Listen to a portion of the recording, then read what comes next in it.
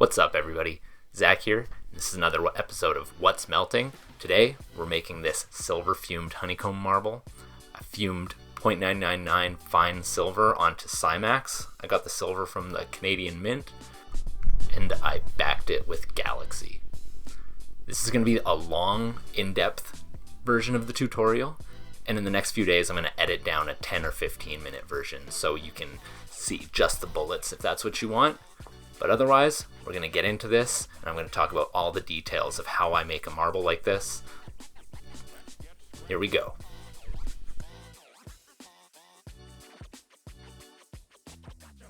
Now I'm holding a piece of 9.5 or 10 mil tubing. So this is Simax. I've got a bunch of Simax, and I think actually this one might even be from a box of shot. But anyways, I'm just gonna flare this open. I'm getting ready to handle up to the blank. So I've got my jacks. I use the back end of the jacks to flatten the lip, just make sure everything's even, and then in there, see that kind of smoking a little bit. I frequently wax my jacks with beeswax. And there we have the tube of 32 by 4. So I'm just gonna get that in the back of the flame. So I do keep a bit of paper towel on the workbench. There's a little bit of condensation that had dried up on the tube, and I'll often polish that off of there. Try to get any fingerprints off the glass and stuff like that too. You can be a little bit more meticulous about cleaning your glass before doing this sort of thing, but I frequently don't need to do anything more than that. If anything's really dirty, I have used some Windex or some isopropyl alcohol, but that was good enough for what I'm doing today. So we're just heating that end up. I started far out in the flame just to warm it up slow so we don't get anything cracking. And then right in there, and that blow tube that I flared is going to be pretty close to the same size of that hole. And I'll just stick those together once each lip is really liquid hot. And then you give it a little stick and a pull. That tug kind of evens out the interior wall if everything's hot enough. Since I don't have anything plugged, I can't puff into that joint just yet to even out the walls. So I do like to really get them ripping hot and just tug so that I have an even wall there. I do let that condense, and here we are just kind of letting the glass set up. I'm trying to hold that blow tube really straight. You want that on there center. The more centered and straight your handles are when you're doing anything, the more evenly things will condense as you work things out. Also blowing bubbles. If there's a bob, one side of your tube gets hotter than the other, and it's very easy to end up with one side thinning faster than the other when you blow them out. So now I'm just going to get to heating this up and sectioning it off so I can flare it open for the silver fume. We're going to be silver fuming the inside of the tube here, so I need to open it up wide so that I can apply the silver on the interior.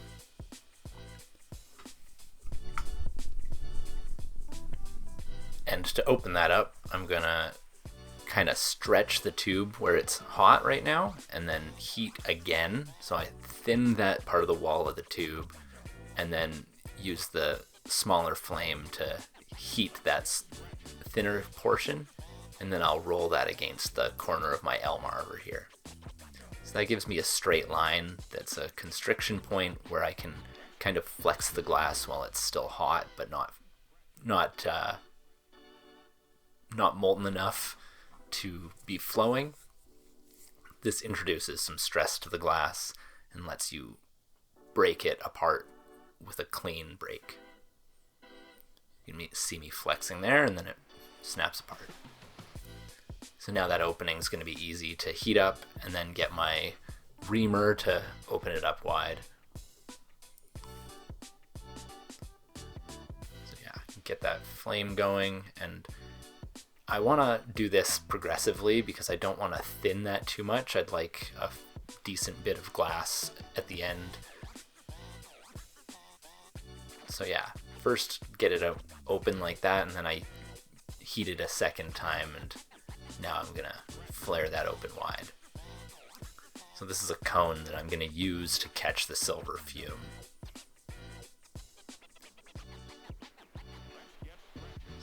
That's the shape that I'm looking for. And I'm going to warm up the rest of the blank. I don't want it glowing hot. I'd like it to be kind of, mostly warm all the way through, but definitely not hot enough to deform in any way. So then I can apply the silver, and the silver wants to stick to warm glass a little bit better than cold glass. So there we got the quartz rod with a bit of silver on the end. And I use that quartz because the silver won't sink into it, so you end up getting a lot more out of the little bead of silver you put on the end of the rod than if you would otherwise put it on the end of a glass rod. So here I've got a couple of camera angles. I started using a new editing program. I actually wanted to mention that. Hopefully you guys like the different ways I've been able to present things in this upload. I've started to put a few shots together on the screen. I was actually in the last couple uploads showing people some of these steps from each angle, but one after another. So it was a little bit repetitive, and I'm happy with the way things are being shown on the screen at the same time like this. And I just wanted to ask people's opinion and see how they like that type of editing, if it's better than what I was doing. I'm just trying to learn this new program. I'm using DaVinci Resolve instead of iMovie, and there's a lot more that I can do with it. So I'm trying to improve my editing all the time, and that was a first attempt. Part of why this upload's taken me a little longer to do. But as you can see, I'm getting that silver fume attached to the inside of the tube there, and now I'm coming in with a very oxidized flame and directing it down the tube. I do that over and over to apply more and more silver. So I use a neutral to slightly reducing flame to apply the silver, and then I switch straight to a very oxidizing flame so that I can scrub the silver off of the surface of the glass. You do this repeatedly to kind of apply more and more silver, but keep the atmosphere in such a way that you don't have too much reduction, because the reduction really will change how brightly the silver color develops at the end. Those blues and greens that you see, you can really end up with just like a cream color if you use too much propane in the flame. So trying to really watch inside that tube and scrub it clean so that it has that transparent look to it, and then applying silver over and over again until you get this clear kind of yellow glass or an amber kind of color, but very clear, not cloudy. And that's a great way to get a very good color from your silver. I know some people do plug the blow tube when they do this process. I find I get more silver deeper into the blank with it open, so I do have to deal with my fingers getting pretty warm sometimes. When I do this on a larger tube, I actually wear a glove so that I can continue to apply the silver while the blow tube heats up a fair bit. Another issue with this part of the process is that you're going to end up with a bunch of condensation inside the blow tube, because you're burning a lot of propane and it will have water condense on the inside of there, and that can drip into the blank and also kind of affect the strike of the silver if it's getting too much in there. So I will actually take a pipe cleaner at some point and swab some of the water out of the blow tube, just so I don't get any drips coming down inside and messing with the silver. So there I've got my paddle, and I'm just trying to close that up. I'm really trying not to let the flame go inside the tube right now, just trying to avoid affecting the silver any more than I have to. The more you work silver, you can also overstrike it, so it's one of those things that you don't want to overheat it too much, but you do want to work kind of quick and not too many steps and have your piece kind of finished, and at the end you can come in and kind of strike the silver further once things are all done. So yeah, I'm just progressively using the paddle to force that inwards a bit until I pick up a rod here, and I'll rotate that lip in the flame until it's molten, and then start dragging the edge inwards towards the center so I can pull it all to a point and close it up. Yeah. And every so often you see like the bubble kind of moves to the side, and I'll just stick that to the opposite side of the lip so I can pull that forward. There you can see it's all closed up, and there I pick up the pipe cleaner. Now that that's closed up, I really want to get any droplets of water out of the blow tube before I end up letting the water run down into the blow tube. Because not only will it affect the silver fume a little bit, if the water hits the connection point and causes stress, the blank could potentially fall off the end of the tube, and I don't want that when I'm in the middle of working. So here we are, just getting ready to blow bubble, kind of heating, evening out the end of the tube a little bit here. So we're going to do a small puff, and then I heat it again, just even rotation, try and make sure everything's centered before you puff. So I'll often look down the blow tube and rotate and watch for any high points and hold them at the top of the rotation a little bit longer, just to try and let the glass slump into a centered point. Then pause and puff. Gives you a nice even wall. And what we're going for here is a thin wall. I'm going to be adding dots, and I want them to displace the silver underneath. So the thinner the wall, often the better.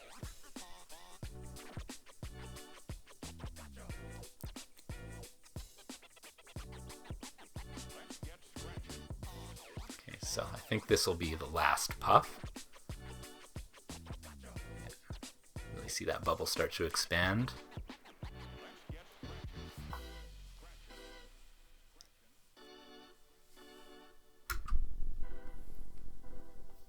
Now I'm going to pick up a rod of, I believe it's 7 mil. So this is more Simax. Going to be starting with a nice dot as close to the center as I can. And I've often managed to get away with doing these honeycomb patterns without a dot that's perfectly center, but the better middle point you have, the more evenly everything condenses at the end. So there, I'm sticking that first rod on, or first dot down, and I'm gonna pick a little bit of glass away. So I made the mistake of cutting that a little bit too close to the face of the torch. So when you end up cutting in the flame, you can boil a little bit of glass, and that'll leave some bubbles. So I just pick that away, and I'll continue going just as normal after that. So this is a choice to be more at the edge of the flame, so that you're not using the most aggressive part of the flame. That'll be a little bit more careful on the color or the clear, and not leave that little bit of boiled glass. So this works for clear implosions like this, or color implosions. It's the same concept. You want to be off to the side of the flame, and definitely not too close to the face of the torch. So here we go, starting those dots. And like I said before, we're going to be doing this in real time. I didn't want to speed anything up, so that if anybody wants to watch this and get a feel for exactly how long this takes, I wanted all that to be included in the video. Like I said earlier, I'm going to be editing this down. I'll probably speed this section up so you can watch it quick, but right now this is going to kind of give you that feel for the rhythm and timing of laying down even-sized dots. I'm sure you could go a little quicker, but for the sake of the video, I want it to be slow and methodical and do everything in a way that clearly documents the process. I did start with that first center dot, and for a honeycomb pattern, you always want to surround that with 6 more dots. So I do start by doing 1 at the top and then 1 at the bottom. That's how I think about it.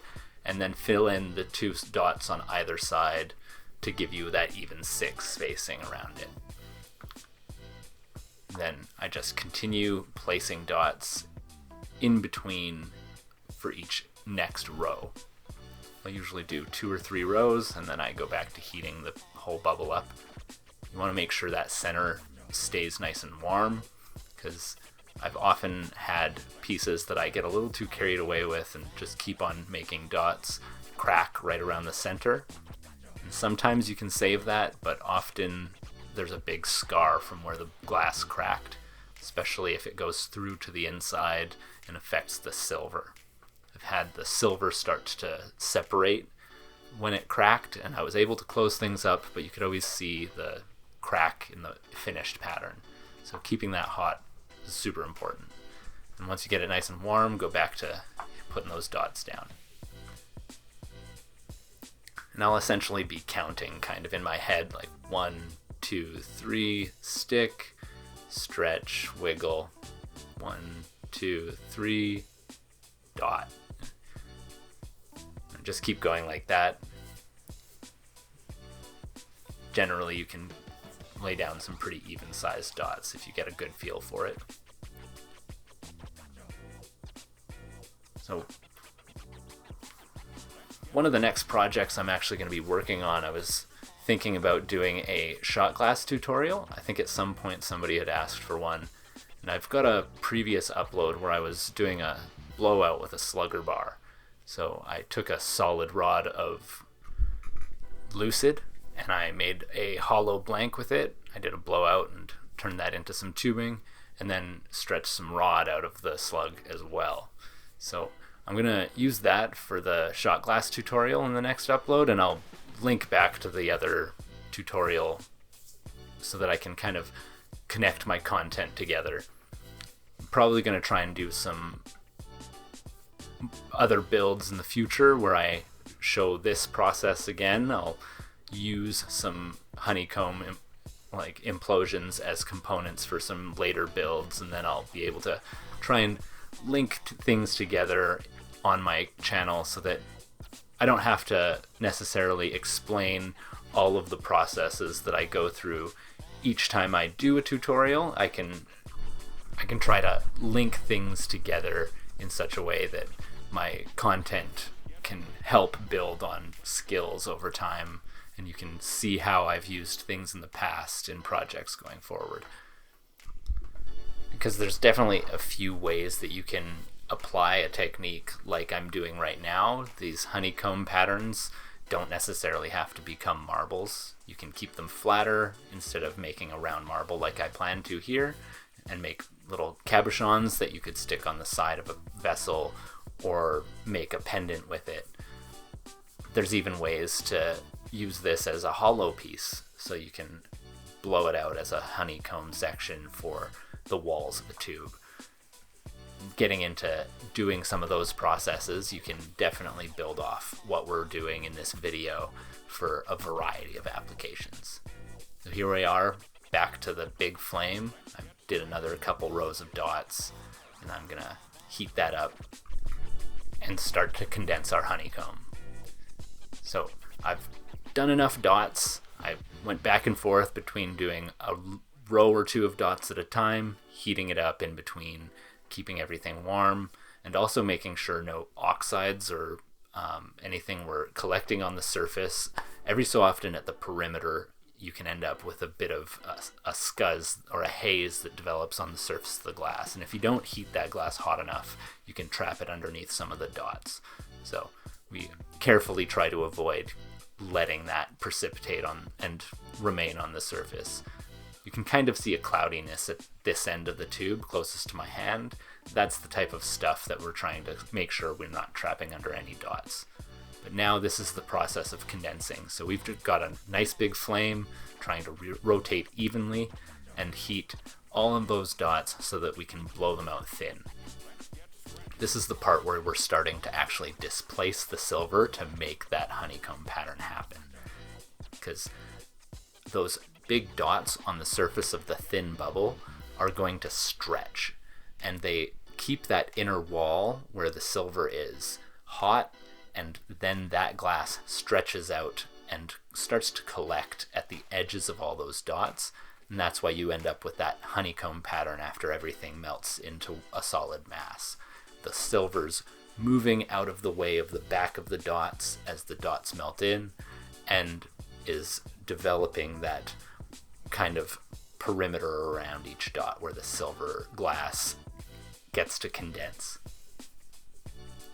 We do that heating and puffing. We just saw me blow it out again. Do that repeatedly. It starts to even out the wall weight each time, and you're trying not to heat too far back on the bubble. There's a bit of a thin wall, and if you heat the end that's connected to the rest of the tube too much, it can really start to flop around and end up uneven. And if you keep rotating it, once it's off to one side, the whole pattern will start to condense more to one side than the other. You can see a little bit of a wobble to it. The glass was condensing a little bit unevenly, but if you just keep a slow rotation and really mind your heat base, you can bring things back into center before they get too out of whack.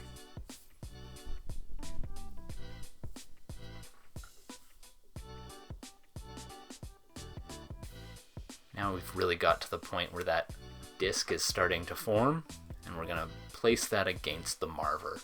So I'm doing this to chill the glass just at the edge of the tube that meets the pattern that we've made, because the more that we chill that glass, we stop the rest of the tube from continuing to condense into the pattern. I don't want to get too much of that tube that doesn't have the dots to condense into the pattern, just because I would like to use that on the next piece after we flame cut and separate the honeycomb from the tube. So there, we're starting to get a bit of a look at the pattern. I was just using gravity to let that condense into a disc. There's often a bit of a dome shape on the inside, and I really want that wall to flatten out in there. So I go back and forth between heating and then pressing against the L-marver like you're seeing me do right now. This chills the thinner glass a little bit, and then I'll stand it up like this to let gravity bring that mass of glass we're collecting at the end downwards. And that starts to make a larger and larger, thicker mass of glass that will flame cut away.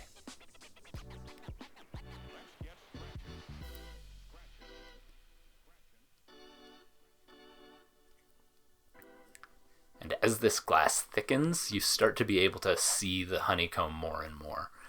And especially once you let the glass cool down and warm it back up, that silver is going to start to become more visible. When it's really hot like this, a lot of the silver kind of becomes invisible in the clear, and then as it warms up after successive coolings, the silver develops inside the glass and becomes more and more visible. You can overstrike it by heating it up too much, and it'll kind of become this more cream color, but if you're careful and work it just right, you end up with these nice beautiful blues and greens. And even if you add a whole bunch of extra silver, you can get the glass to go purple, which I've only managed to get a little bit of purple a few times, but I'm pretty sure I know how to do it.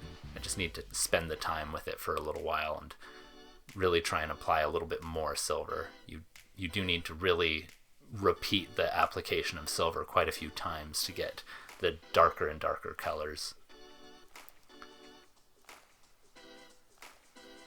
Here we are, just kind of getting ready to handle up to the face of that pattern now. We've got the glass mostly condensed. This really is a time thing. It just, the process of heating up that glass and collecting it the way you want is just a process of getting in the flame and out of the flame and controlling that heat base until the glass becomes the nice lensed form that you're looking for.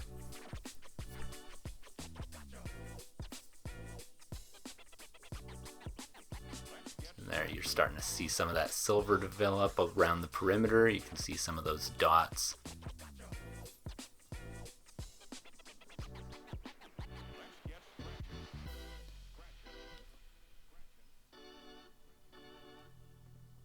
Now we're gonna pick up a rod of clear. This is gonna be our handle. Stick that to as close to the center as possible. I often get away with a little bit of wobble here by heating the connection point and pushing the rod over to a more centered point if I manage not to stick it quite right.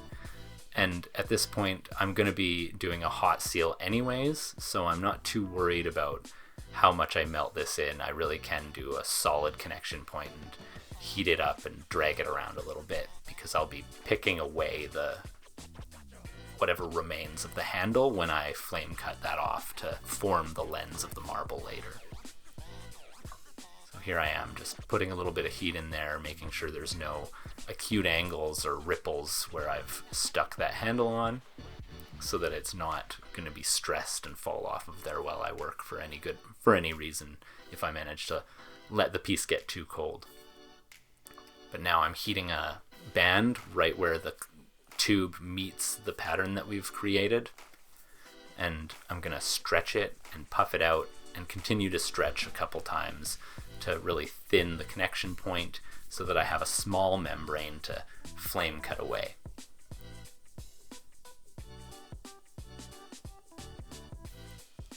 So here we go for the first puff.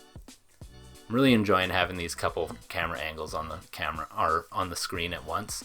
It's nice to see both ways the glass moves at that time. And that's that first stretch and puff. I got a real thin membrane, and now I start to just pull the tube of glass away from the honeycomb that we've made to continue to thin that out. And there I am, stretching it a little more right at the connection point, just to make sure that honeycomb pattern is wide and open. Now I'm going to flame cut that away. And I am going to fully seal that. This is kind of an aggressive move. If you're not careful while opening this up, you can really end up peeling a lot more glass into it or away from it than you want to. So I'm going to heat up the bubble and let it inflate a little bit. And then I'm pulling the piece out of the flame so that just the membrane is in the heat, and it lets me pick a hole almost immediately. If you're too far in there, it really does just continue to drag glass in and around that bubble.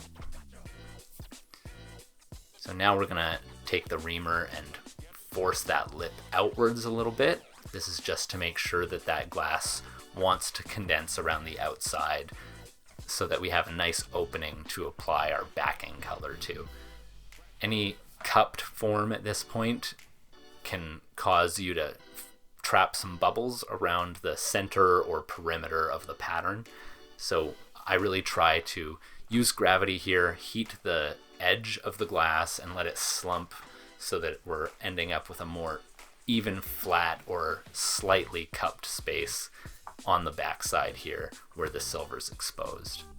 So I'm going to bring that to the paddle, and I'm just going to have that kind of at eye line, make sure it's nice and straight on my handle, and flatten the back a little bit there. We're just pressing a little bit. Now we're going to get back in the heat and just kind of repeat that.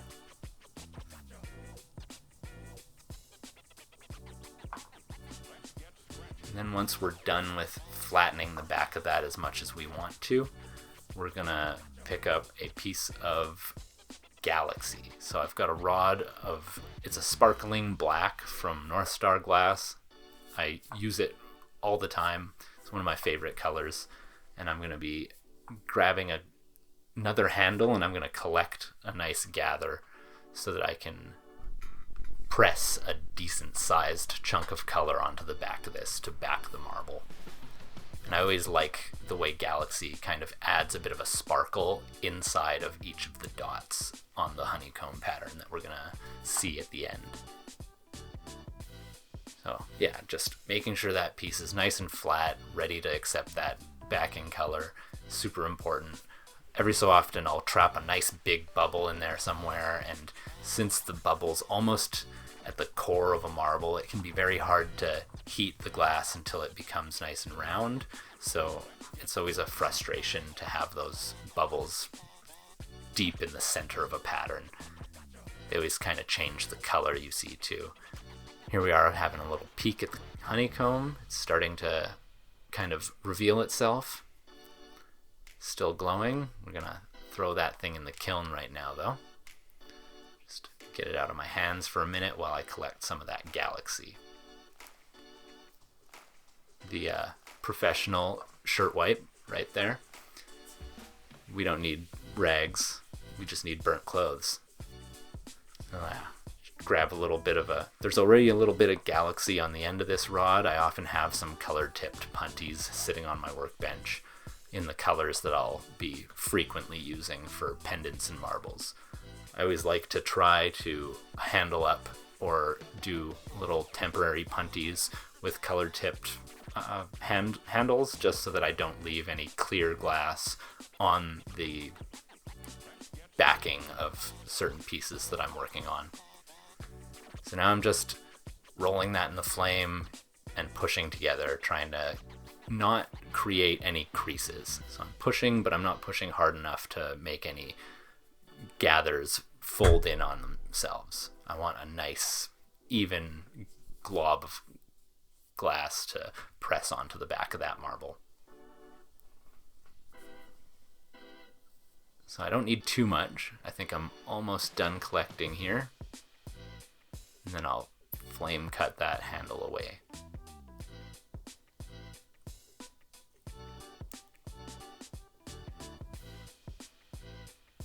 And once again, I try to be in the edge of the flame when that cuts. Always just trying to not be in the most aggressive part of the flame as the thin little tail of glass separates. Just trying to avoid any boiling. Once again, just like I don't want to trap a bubble, you can essentially transplant a bunch of bubbles by boiling the end of the glass and then pushing that into the center of your pattern. So now we're going to grab that out of the kiln. Just carefully try to get any kiln dust off of that piece. I'm pretty sure I wiped that down with a bit of paper towel in between that shot. Now I want to make sure that the back side of that pattern is pretty much glowing, but I'm being very careful not to apply any reducing flame. I'm trying to make sure I'm in a neutral to oxidized flame environment so that I don't reduce any of the silver right before I put this glob on. This is one of the hardest things about working silver, not being able to keep your flame chemistry consistent in the atmosphere that you need to preserve the colors of silver. Any excess amount of propane really will ruin the colors. I know these things will still look great. A lot of my customers love the looks of some reduced silver, but there's just so much more potential to have a beautiful color if you can really keep that propane low and that oxygen high. Now we're pressing that down. I get down kind of on one knee and look at it on the workbench and try to keep everything super straight, trying not to mash the glob of color to one side or the other so that the whole thing condenses evenly once again. Now I'm going to heat that shoulder and start to melt in any bulge that created a bit of an acute angle. And once that acute angle is kind of going away, pressing again, getting that, it really widens the pattern at this point, just keeps it nice and flat. Then I'm gonna start heating to try and condense into a marble shape. I could have not pressed as hard and had a bit more of a long piece of glass to heat up at this point, but I was really trying to press out that honeycomb pattern. And I'm going to use gravity by having handles on either side at different points to elongate the glass around the pattern we've made. So now I'm really heating the backing color and the shoulder of the glass, and this is being held at kind of a bit of an elbow up, but mostly flat kind of orientation for that rod that's in my hand. Every so often I'll start to angle the rod higher and higher so that the glass is condensing towards the backing color, and that'll help elongate the back of the marble. And then we'll handle up to that side and start to try to elongate the lens. I'm gonna hit the marble mold. This is a Mike Close marble mold. Had this thing for a few years. These are great molds. They work wonderfully. And I'm gonna use that a couple times just to start to force the hemisphere of the marble inwards. And later on, we'll use my handheld marble mold as well to kind of crisp up the shape. But right now, we're really just trying to use heat and gravity to elongate that disc into more of an oblong kind of circular spherical shape.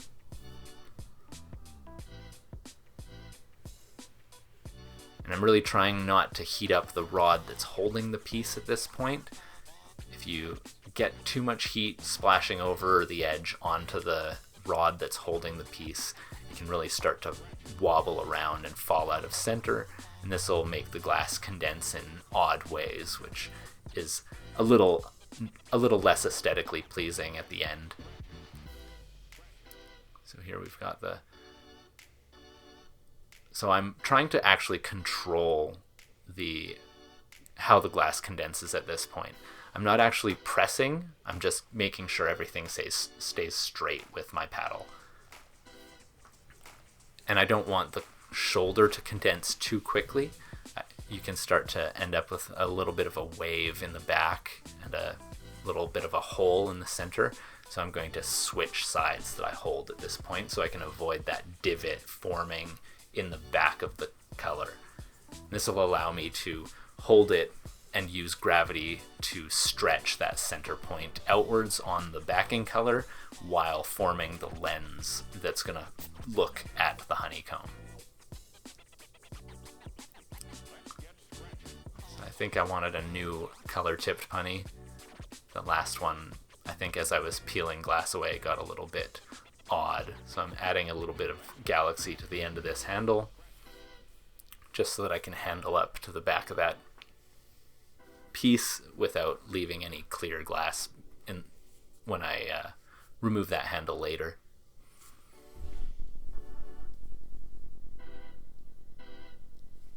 Now that that glass has also had a bit of a chance to cool down, you're starting to see that honeycomb pattern a little bit more. It's always fun to see that color start to develop after you've heated and cooled the piece a few times. Once again, since I'm going to be getting this ripping hot, this isn't a cold seal, that's pretty much a solid handle. It's not quite melted in fully, but I'm going to be getting everything super hot, so I'm not too worried about anything cracking off. Flame cut that away, and we'll pick up some tweezers and peel a little bit of that scrap glass away, but not before we have a little bit of a look at the pattern.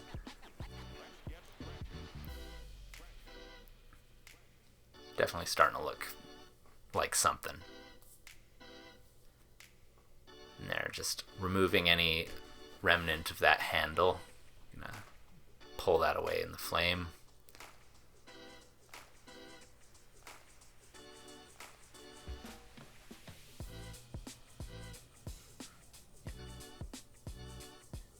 Now we're gonna just start heating that up and using gravity to pull that lens downwards.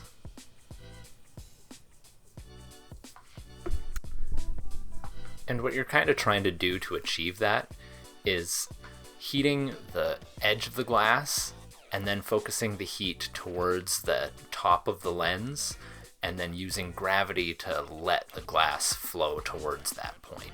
So you're heating where the glass that you want to move, and then heating where you want it to go. And you use gravity, heat, and the heat base to focus that so you can make that perfectly round shape over time.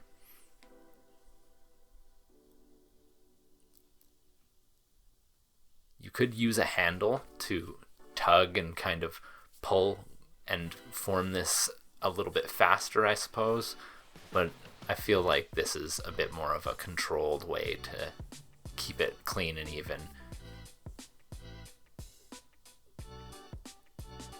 So yeah, here we are, like just focusing that heat right on the edge. And then I start to direct the heat towards the lens and start to raise my hand up a little bit more and more. That helps let that glass condense towards the lens. Now that I'm focusing more heat on the lens, I use the larger flame because I'm not as worried about the larger flame splashing around the handle. You really are trying not to overheat that handle and let it fall into some odd angle. So there, holding it right upside down, really using gravity there to try and stretch that lens. And now that that's a nice dome shape, pretty close to a nice round lens, I'm going to handle up to that side again so that we can make that colored side, the backing color, nice and round. Just going to kind of let it cool off so that when I handle up to the face of that, I don't deform the lens that I've made. I don't want any extra heat that lets me push into the clear glass too far with the handle that I'm going to use to hold on to that side.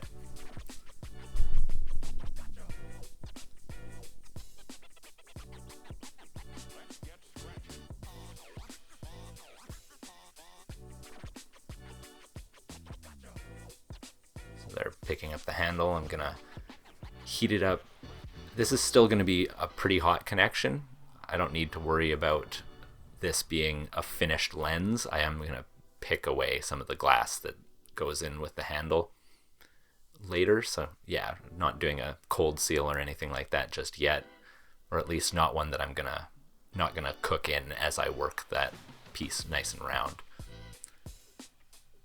And now that we're removing that handle from the colored portion, I'm gonna really start using the marble mold a little more from this point forward. This is a kind of job where you're trying to keep the hemisphere or the half of the marble that you're sculpting with the mold hot and not letting that heat cook all the way through to your handle, because just like before, keeping everything nice and straight is always important. So usually I'm trying to feather back and forth between my Bravo flame, like you see going right now, and the sharp flame, the center fire, just to make sure I'm not letting that heat soak through the whole marble. But right now, really trying to angle that piece so that that heat's really just soaking into the colored portion. Now that it's all hot, I start to tilt the rod up a little bit more.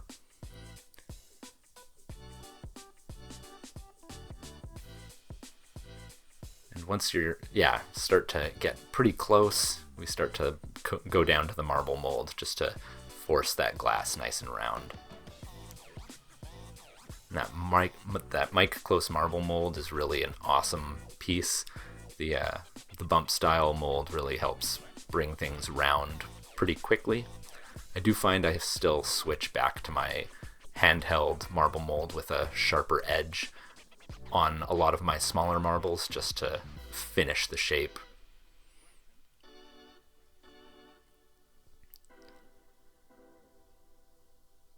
Yeah, making marbles, the finishing portion where you're trying to make sure everything's perfectly round can be a very slow and tedious process at times, especially when you have certain different colors that move at different rates once they're molten. I find there's some colors that will really deform or leave imperfections on the surface of the glass. They don't flow into each other quite as nicely as clear does.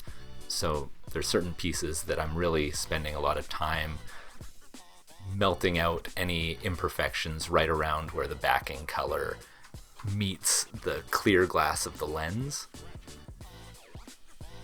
On this marble I'm using Galaxy, and it often cooks in fairly well. It's not too bad. Certain other blacks tend to be very stiff and can leave quite a line right where the clear and the color meets.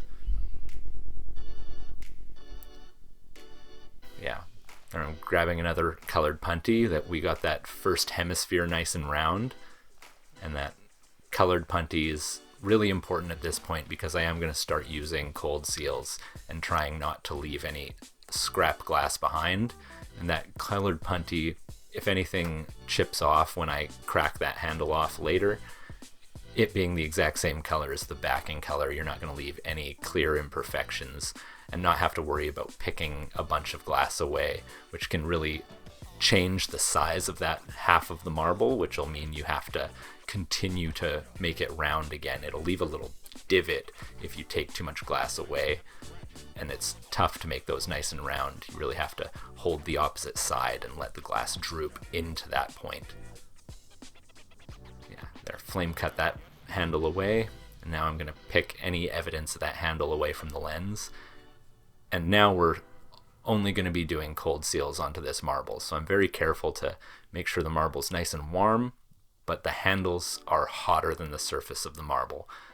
I don't really want the surface of the marble glowing at all as I progressively handle up to the different sides of this marble to make any low spots nice and round.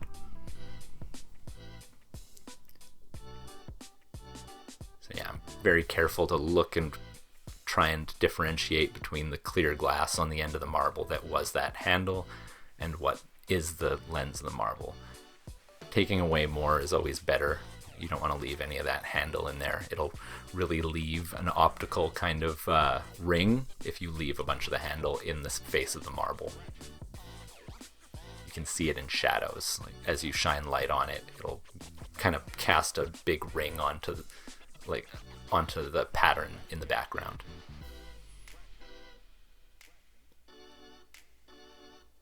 There I am picking up my handheld marble mold. So this one, I'm kind of being a little bit more forceful with this, using my hand to press against it a little bit, very lightly. You don't want to push it off of that cold seal, but I find as I'm starting to round marbles, sometimes that's a little bit better for me than using the bump style mold, especially at these smaller sizes. This marble's just over an inch.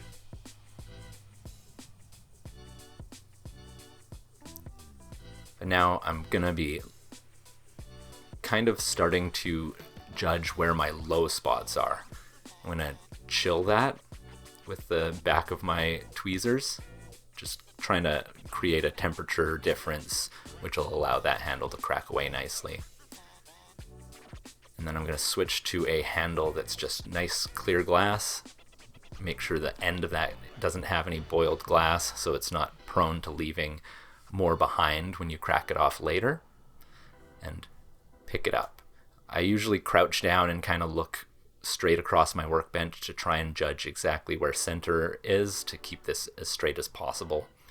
Every so often I'll handle up and at a weird angle and the marble starts to bob, and I usually try to just quickly polish the punty mark out at that point and then put it down again once I've gotten the marble nice and warm so I can pick it up a second time in a more straight, even way. This will really help condense the marble and not make any waves as you push it into the marble mold. So one of the things you're going to see me do as I start to round out the equator of the marble is I'm going to be looking for low spots by holding the marble up below my shop light. So I have a straight LED bar above my head, and that line that you see in the marble from the light will actually help judge any low points. So as you roll the marble, the straight line that turns into a bit of an arc on the marble, will make waves as any imperfections pass through it. So you roll and change the angle and look for any imperfect spots, and you put low points down into the marble mold, crack it off, and pick it up and hold it from the opposite side, and this will let you collect glass towards the point that's a little bit lower.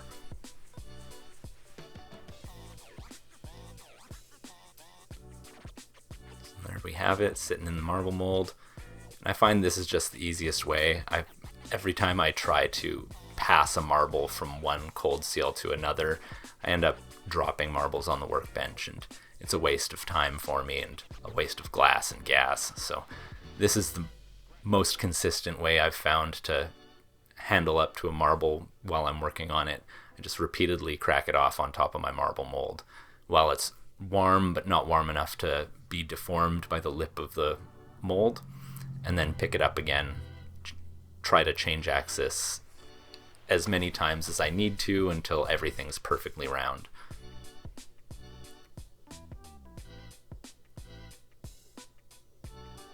There I am, really trying to cook any of the imperfections where the galaxy meets the clear glass.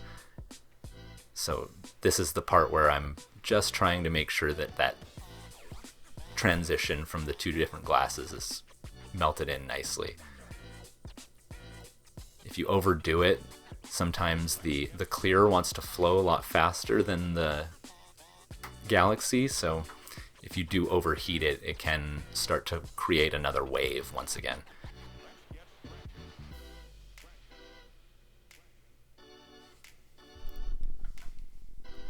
And as I get it closer and closer to finishing the piece, I just keep on going into the flame and holding the marble up against the light so that I can judge where any of those low points are, work them out, and then continue on, changing axis every time I see a little spot so that I can work on that. Once that's done, we're going to throw this thing in the kiln. And there's a couple reasons this is going to go into the kiln. Firstly, to control the cooling. We don't want anything cooling too quickly and cracking, but also this is going to anneal the marble. We're going to run this through a cycle where for every 1/4 inch of wall thickness, generally we try to do about an hour of annealing. So annealing happens at 1050, and then we drop the kiln down to 925. We'll match the annealing time at 925. This is right around the strain point. This is important just for letting the marble cool without actually stopping all the molecules inside from like moving around the way they do when they're hot. Then after it's sat at 925, we drop down to about 850, or at least that's what I've been doing for half of the annealing time, and then progressively down to 750 roughly, another half on the timing, and continually until we get down to about 550 was my last ramp cycle. And this is very short. Chances are you can crash anything at this point, and it really isn't going to stress the glass out unless you have something particularly sensitive. Then the other use for the kiln is to actually strike colors. With silver, for example, you're going to be able to run it through some ramp cycles where you can run the kiln up to 1125 or 1150. I think some people will go even a little hotter than that, but you do run the risk of slumping the glass. But some of these hotter temperatures can start to bring out the color more, and then you cool in between a few times, and this can bring out more and more color in certain colors and with silver. A lot of the striking colors have silver in them, as well as some other metallic oxides that react when the heat changes in the glass. Some people refer to this as crystal growth in the glass. I'm not 100% sure exactly how that all works, but it's something I've heard mentioned in the past. And it definitely, I've seen kilns or marbles that I've left in the back of my kiln for repeated annealing cycles really develop a lot more colors that weren't there beforehand. You can kind of strike away certain color when you do overheat the glass. So like sometimes I'll get a piece while I'm sculpting it white hot and the silver definitely disappears. So the kiln actually brings that back over time, but it can often be a very faint, very like ghostly electric blue that after a few times in the kiln starts to become visible. There you see I picked up another punty. This time I'm going to be handling up to the marble from the backside. So at this late stage, this is essential because I really don't want to leave any excess clear glass. If I had to pick some clear glass away from the back of this marble at this point, it would totally deform the shape of that side of the marble, and I'd have to go through the whole process of rounding it out again to make it perfect. So now I'm just gonna focus some heat on the lens of that marble where I saw the low point, and use gravity to let it droop past where it was, and then I'll use the marble molds to bring it back in. At this point the marble's pretty much finished. I hope you guys enjoyed the process. Let me know if you guys have any suggestions for ways I could improve my editing. I'm just learning this new set of software, so it's been a bit of a slow process editing this video, but I'm really proud of how it's come out.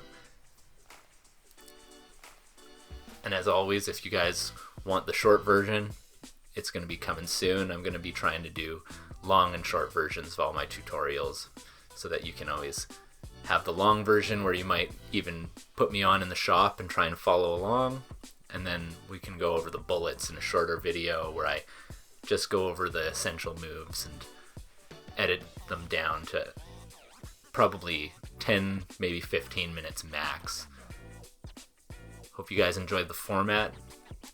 So now I just focus that heat, put that on my marble mold so that I can have an easier time getting that punty mark into the flame, and I just dial back the propane a little bit so I have a nice focused flame that I can polish the punty mark out without letting any extra heat soak into the marble and letting that kind of flatten, because gravity will let that glass kind of slump down if you overheat things. And there we have a little look, and it's heading in the kiln. Thanks for watching, everybody.